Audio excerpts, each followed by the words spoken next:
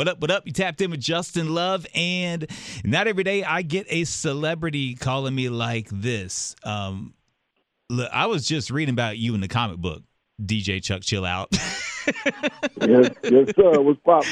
Man, look, before we get into all this, I got to ask you, in that video for Rhythm is the Master, the Pee Wee Herman impersonator, can you tell me about that?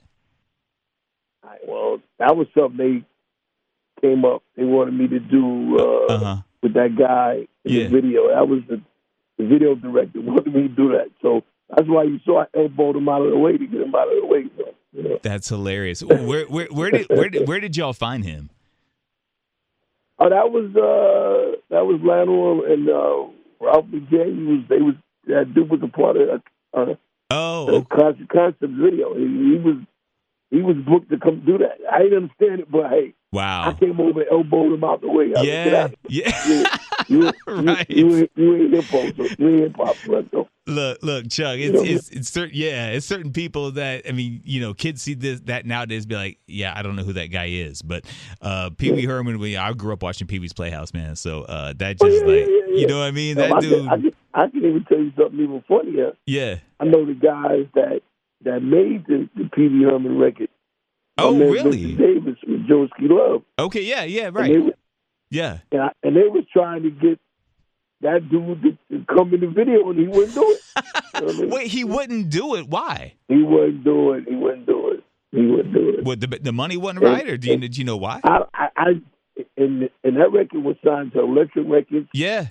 And that record sold about 900,000 copies. Mm-hmm. I was there when they recorded the record in the whole nine. Yeah. And they went out to L.A. and everything to go get that dude to go be in the video. And wow. He wouldn't do it. He didn't realize how big the Pee Wee dance was in New York. Please. Really? He didn't know out there? No. Wow. That's crazy. He didn't know, and he wouldn't do it. So wow. He wouldn't do it. Oh, my so gosh. I just shook my head. I said, he don't even realize. Man, he missed out. He would have. That would have been a great look for him if he would have done it. Daggone right. You daggone right. Wow, I could have seen that transformed into all kinds of business for him. Wow, that's crazy. Yeah. Man, look, I've always wondered that, you know, from that video, like, just, I mean, me being a kid growing up in the 80s, you know what I'm saying? Like, I feel it. I get it. But I'm just so like. You grew up in Cleveland? I mean, Columbus? Yep, grew up in Columbus. Yep, I was born in '78. Okay. So I mean, you know, we were kind of we learned about the New York hip hop scene by default, if you will. You know what I mean? Because there was nothing popping in the Midwest at that time, and and so you was getting the tapes from Kiss FM and absolutely and BLS. Absolutely, 100%. Yep, absolutely. Yeah, you know them tapes were all around the world, bro. Yeah. Absolutely. Tapes were all around the world, bro. Man, flip it to side B. Yeah, I mean, it was I was one of those kids. I was one of the kids that grew up in the suburb that, you know, they were all listening to, well, this would have been the 90s, like Nirvana and all that, and yet I had the Chronic, you know what I mean? So it was like that. Mm-hmm. Right. I don't know if you know this. Did you know Mixmaster Ice lives here? Yeah, I know. Okay. I figured. Yeah. I know him very well. That's the homie. No, he came to my bachelor party and my son's baby shower and everything. Love that guy, man. He's a really good friend, man. That's definitely the big homie. Good dude. Absolutely. Hey, man, before we dive into, you know, kind of what we're talking about today, one of the things I like to do when I meet someone for the first time, and we of course know you from your catalog and your contributions to hip hop and our society. But you know, I reached out to a few of my people and I'm like, look, I'm talking to DJ Chuck Chillout, and I need you to ask him something where we find out about the man himself, not just about what he's done, but about who he is. So I call this segment Raise Your Hand. And this is just two random questions from two people who want your advice about just life, right? Okay, so first one is from Mike. Mike says, my mom keeps using my Amazon account to buy stuff, but doesn't understand that she needs to log out and use her own account because it keeps charging me. But she refuses to get her own account So I changed the password so she wouldn't buy stuff using my bank, but now she won't talk to me. Like she literally cut him off because he changed his password to Amazon. She can't buy stuff now. What would you, Chuck Chillout? What would you do?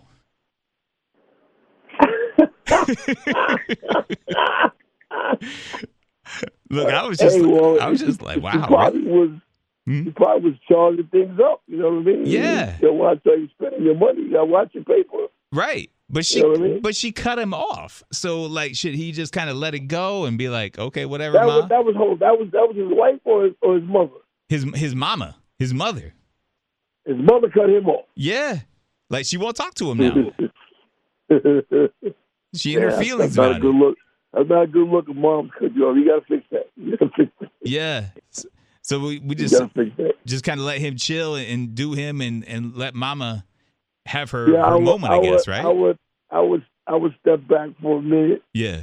And then go back later on and try to fix that. You know, you can't have moms mad at you, man. You know what I mean? That's true. That's the only person in the world will always have your back no matter what. Yeah. He needs to fix that. Yeah. Yeah. So we would say it's on him to make sure he's good with Mama. Yeah, you got to figure that's moms. Yeah. That's Mom Dukes, man. You don't want to get Mom Dukes mad. Yep. I feel that. All right, this other one comes from Cassie. She says, I love my dog, and I love going over to my friend's house with my dog. She has a beautiful home. But every time I go to my friend's house, my dog pees on her carpet. And she won't every time.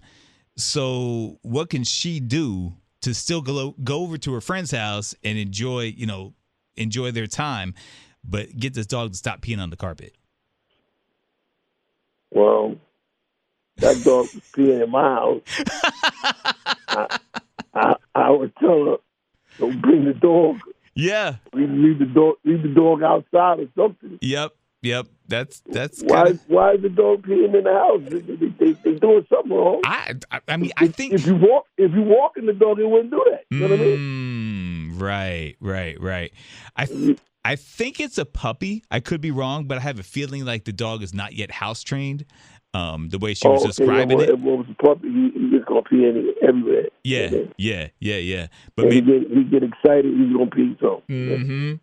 So maybe just walking the dog would be a good start. Yeah, you gotta train him. Well, a lot of people, you know, when I had my dog, you know, they was always saying, put his face in it. Oh, right. Put his face in it. You put his face in it, and then put your finger in front of him. Tell him no. Yeah. And then they learn from there, and then they'll stop. Yeah. Eventually, they will stop. Yeah. You know, I had a Rottweiler, and he used to do that too. You know, I had to put him in check, and then he stopped. And that's how you train him, was you put his face in it? Yeah. Okay. Yeah. Okay. Yeah, I put his face in it and wave your finger. No. Yeah. Then when he does good, you give him a treat. And then he'll pick up on what's good and what's not good.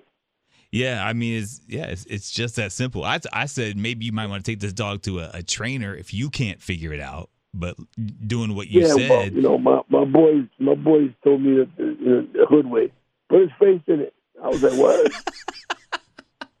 He said, put his nose in it or something. They told me, so I did it once or twice, and then he stopped. He said, I don't need to call the trainer at all. We do it. This is how we do it over here. You know, it leaves a bad odor in the house, man. Especially if you got that spray to get it up. You know what I mean? Yeah. I love it. Well, hey, I appreciate that. Thank you, sir. Let's tap into, you know, as we were talking before we hit record, man. You know, I've been a DJ for a couple of decades now. I started in the early 2000s. I started in radio. I like to explain to people the month Tupac got shot, September of '96. So I've been in the game for a minute. You have been. It's not every day that you see someone who's been both an air talent and an actual DJ, right? With the way technology is these days. What's your perspective? I mean, because we're talking about how easy it is to become a quote-unquote DJ or a quote-unquote air talent. All you got to do is order your mic off of Amazon or order a DJ controller off Amazon and get some MP3s, and there you go. Now you're a quote-unquote DJ. And I remember when that technology first started becoming more accessible, A lot of the OGs were really, they were hating on it. They were hating on. You'll probably laugh at this. They were hating on the sync button, and just they were saying you're not a real DJ, if you will, right? What's your perspective on the importance of it, and who is a actual DJ, right? Well, if you, it still matters. I know in New York City, yeah, you still got to go out here and you got to grind, right? And you got to make a name for yourself, right?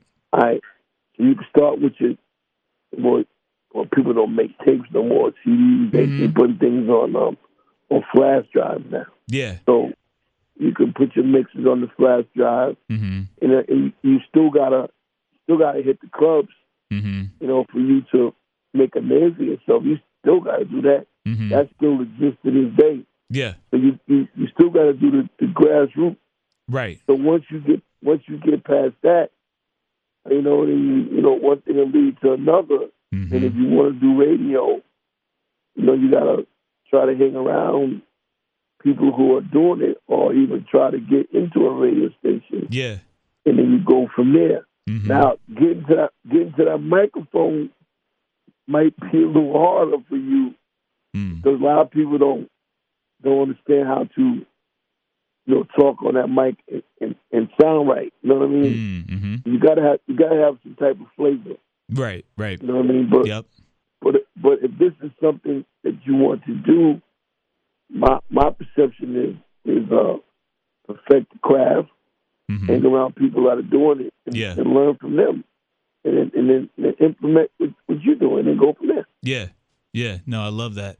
Well, when we talk about radio, man, it's morphed and it's matured into something completely different today than it was, even back when I started. Speak to what station you on there in Columbus? In Columbus, I'm on 4 stations here in Columbus. I'm on 106.7. You on 4 stations? I'm on 4 stations. Yeah, yeah. I'm on 106.7 The Beat, which is the current the urban mainstream. Throwback 105.3, the throwback station. The Heritage Top 40 station WNCI, and the country station 92.3 WCOL. The country station. Yeah. Yep. So you on the so you playing country music? You daggone right I do. Absolutely. Wow. Yes, sir. Hey. Well, here's a new single from Charlie Brown. Yeah. Hey, look, that's one thing I've learned, Chuck, is if you sign in that check, we can figure it out. If that bag is right. I hear you. Yes, sir. Absolutely. Well, country, there's no country station in New York, so that's not happening. Yeah. That would fly in New York. So. Oh, I feel it. I mean, I'm born and raised here. I was in Indianapolis, and I was at Whammo in Pittsburgh. Okay. So that was a big station. Yeah. I was the assistant program director out there. That was a big hip hop station. Yep. Yeah, I was out there for a couple years. I was on the Westwood One network. So I was on probably about 50 different stations at that time. So that's kind of my discography of of what I've done. But I met a beautiful Trinidadian lady in Columbus and moved back to Columbus, and we got married, and we got a 2-year-old. Did she drag you down to the carnival in Trinidad yet? Yeah, I know, and I keep telling her that we need to go. She hasn't brought you down there yet? Not yet. She once you go down there, you may end up divorcing her. Man, look, that may be why we haven't done it yet, because she's like, no, we're too Christian for that. And I'm like, okay. Yeah, you go up there. Listen, let me tell you something, bro. Yeah. I went down there, and I've never in my life seen so many pretty women in one area. My neck was hurting. Just all over the place, huh? And then they out there with no clothes on and dancing in the street. Yeah, I've heard. That's probably why she don't want to bring you down there. I guarantee you're going to be like, hey, you might want to get a divorce. Hey, man, look, I didn't get married until I was 42. So wow. I waited, you know what I'm saying? I didn't have no kids, didn't get married, and because I wanted to make it make sense. And she's a beautiful lady. Yeah, she has to show you her culture. Yes, she does. Yes, she does. She got to show you. Right, She's probably cooking. Yep. She's probably cooking all the food for you at home, right? Man, look, her and her mama, they whip up some curry chicken, some doubles in the morning. Oh my gosh, I mean, it's and they're teaching me. I cook too, so they're teaching me how to make it. And but you gotta go to the Maracas Beach in Trinidad, and you gotta go to Tobago. I've been to Morocco. I've been to Maracas. We went to Tobago last time we were there, and you just don't want to take you to Carnival. Yeah, yep, that's exactly it. That's part of our culture. You got to show you. I know. Look, I'm gonna have you have this conversation with her because we got a baby now. Baby needs to know. That woman and don't show you everything. Come on, man. Yeah, she don't want you to see, bro. Right. Look, I'm okay if everybody wants to look at me. That's cool, but it's whatever. We've had many conversations about that. You got to go. It's in February, bro. Yep, I know. It's on the calendar every year. That sun ain't no joke down there in February. Yeah, it's wet. It's wet season down there, right? That's their summer down there. That's their summer. Mm-hmm. Yeah, and I told her, I said it's minus 10 degrees up here, and it's sunshine down there. Why are we not there? You know what I'm saying?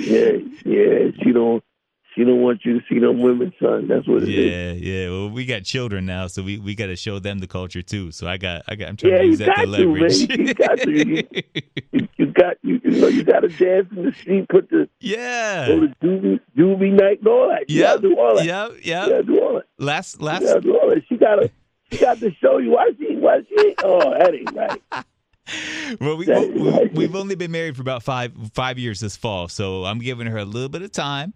And last time I was there, it was her grandma's 90th birthday. So, and I DJ'd her 90th birthday party. We did like a whole bunch of dance hall and reggaeton and all that kind of stuff. And so no, I'm saying, look, we need to have another business trip. Because I need to, we need to write this off on our taxes. You know what I mean? So, that's where we headed, man. All right. Hey, man, speak to me about, because I really love the story with you and Funk Flex, man. Tell me more about how that relationship, how did that come? Can you tell me about that relationship? I know him, shit. Mm-hmm. I've known him since 1982. Okay. She next door to me. Okay. There was a rap kid named Tito. Yep. And another kid named Derek. Derek became 9MM. You remember, he was trying to profile. Okay. So, but before he became 9MM, there was a group called Deuces is Wild. So. Mm-hmm. I did one or two records on, but they never really got the major publicity. So Flex was their DJ. Okay. So he kept coming around them, and then he started hanging around me. Yeah. Right. So I couldn't get rid of him. So. So he went everywhere with me, man. Yo, I'm coming with you. I'm going. I'm coming. Yeah. I couldn't get rid of the dude. He just kept coming around me. So I love it. One thing led to another, and I had him with me.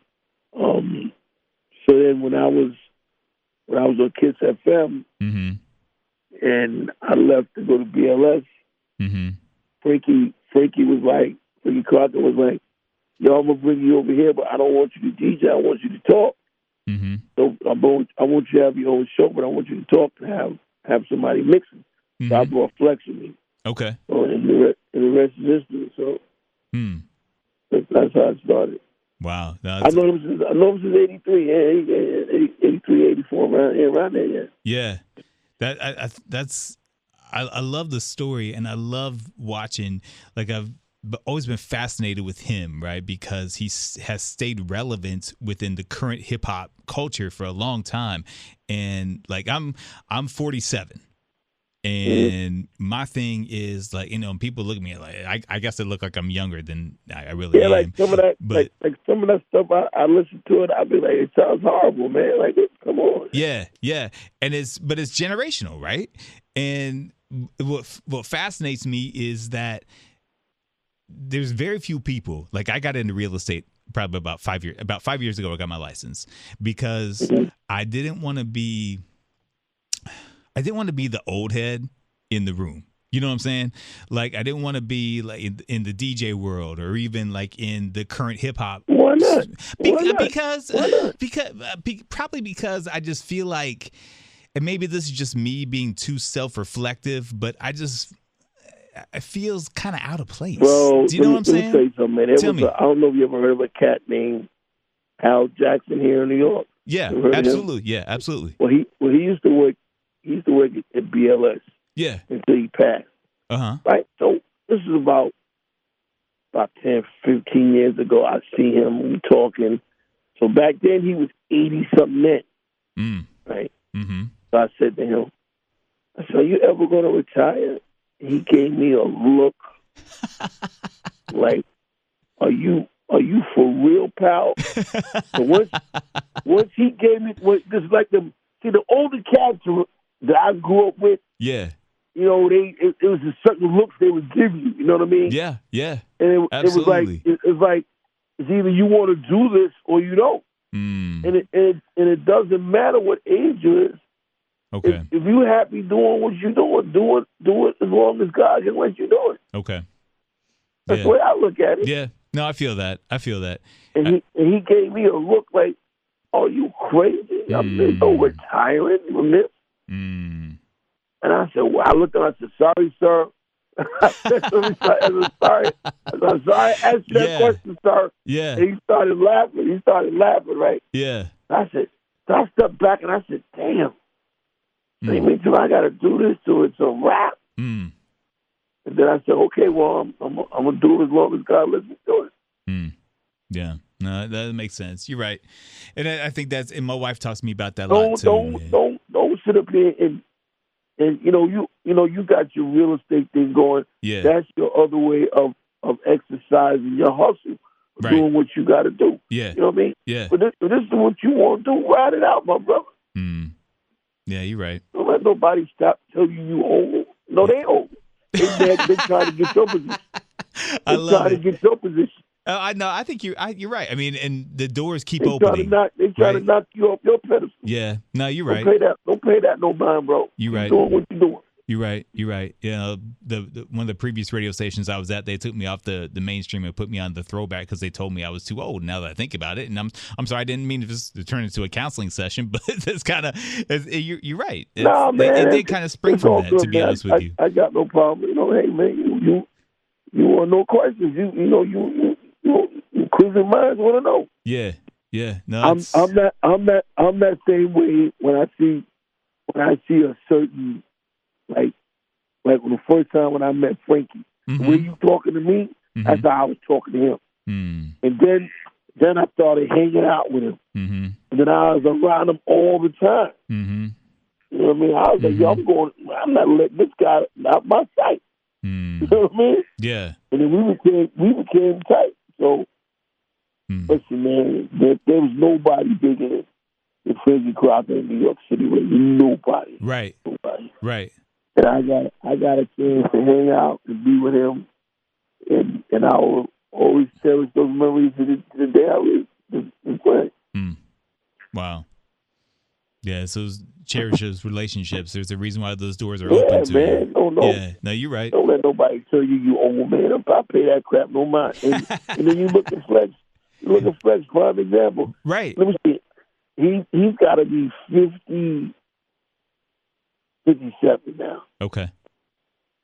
And, he's dyeing his beard and all that. Yeah. Yeah. But he's on that younger station, but he's gonna ride it out until it's over. I know him.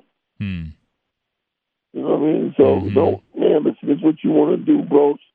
Boss man, you do what you do, man. That's what's up. You be the man for Columbus, Ohio. Daggone you right. be the Frankie Crocker of Columbus, Ohio. You know what I mean? Yeah. That's all it is. That's what's up. Thanks, Chuck. I appreciate that, man. Thank you. I appreciate that. No problem, bro. That's what's up. No That's what's up, man. Hey, you and Curtis and Yo-Yo coming into town July 25th at the Valley Dale. What's the feedback? The streets talking about it? You say what? I said the streets talking about the show. You dang all right they are. Yeah, absolutely. Okay. Yeah.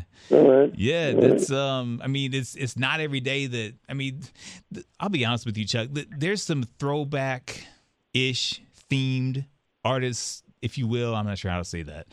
There's some old school artists, there we go, that come through here, and it's kind of like, look, Chuck, I'm going to be real with you, man. It's like, okay. You know what I'm saying? Like, am I really going to get out? Am I going to leave the crib? Am I really going to get a babysitter for this? You know, but when I heard this lineup, real talk, man, I'm like, oh, I met Curtis probably about 10 years ago at the previous radio station I was at. Kurt, good dude, man. Good dude. Yeah. I know Kurt over 40 years. Okay. Matter of fact, I know Kurt since 1979.